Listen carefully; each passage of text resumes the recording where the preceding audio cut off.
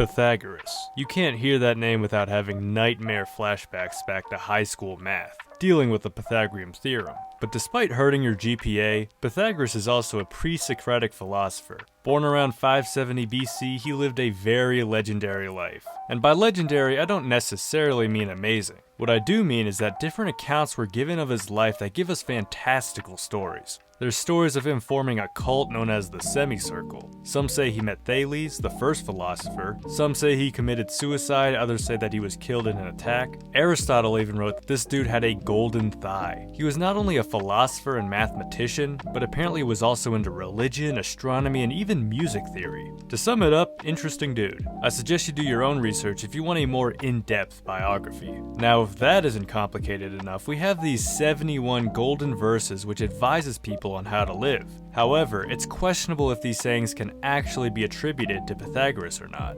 Maybe Pythagoras said these things, maybe his students, the Pythagoreans, came up with these. I mean, heck, I even read that Pythagoras might have stole some of these ideas from the Buddha when he visited India. If you can't tell already, the origins of these sayings are mysterious, but they are commonly accepted as being somewhat of a manual for living life for a Pythagorean. Now, you may not identify as such. I mean, I don't know. I don't want to make any assumptions, actually. Maybe you're a card-carrying Pythagorean. But regardless, maybe there's something within these golden verses that we can apply to our lives today.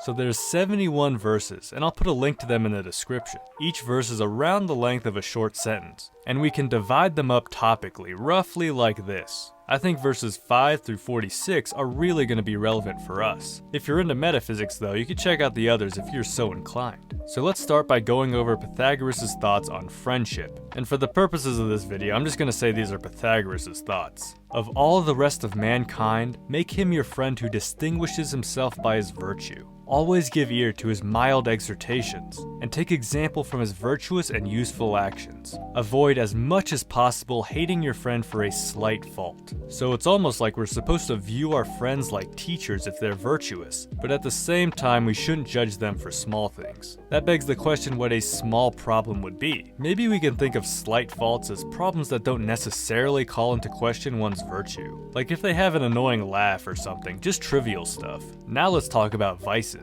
Accustom yourself to overcome and vanquish these passions. First, gluttony, sloth, sensuality, and anger. Do nothing evil, neither in the presence of others nor privately, but above all things, respect yourself. When I was reading off the passions in verse 10, did any of you also start thinking about the 7 deadly sins? What's funny though is that he's also telling us to respect yourself, which might be something similar to pride. So gluttony, sloth, lust, and wrath find their contempt in Pythagoras and in religion, but the Pythagoreans seem to give a pass to pride. Wonder why. Alright, next we get something very stoic sounding. In Stoicism they have that memento mori saying, which means remember that you're mortal and that you will die. You could even get a little coin from the Daily Stoic store to remind yourself. Or a medallion? What's the difference between a coin and a medallion? Anyways, we find a similar teaching with the Pythagoreans, but always make this reflection, that it is ordained by destiny that all men shall die. But while death is a certainty, Pythagoras also urges us to acknowledge that our possession of goods are uncertain as well,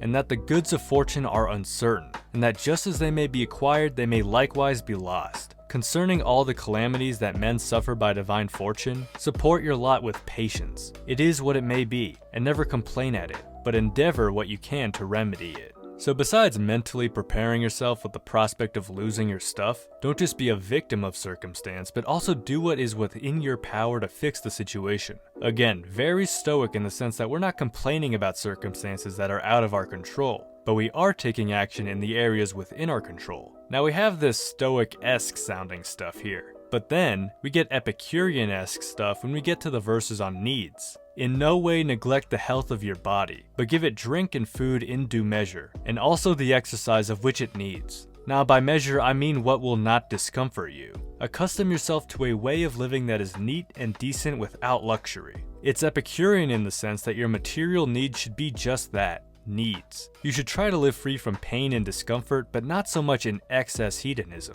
So we see these golden verses resembling both some Stoic and Epicurean philosophy. Two philosophies which, some people see as opposites or rivals, but I personally don't see that at all. But it's looking like these Pythagorean morals have a bit of both in them. Obviously, Pythagoreanism predates Stoicism and Epicureanism, so there's no theft going on. But it's still interesting to make these connections, for me at least. Now to wrap things up, let's go over the verses on reflection because this is probably the easiest part to incorporate in your life today. Never allow sleep to close your eyelids after you went to bed, until you have examined all your actions of the day by your reason. In what have I done wrong? What have I done? What have I admitted that I ought to have done? If in this examination you find that you have done wrong, reprove yourself severely for it. And if you have done any good, rejoice. A lot has been said on the benefits of journaling, and it's a very easy habit to pick up.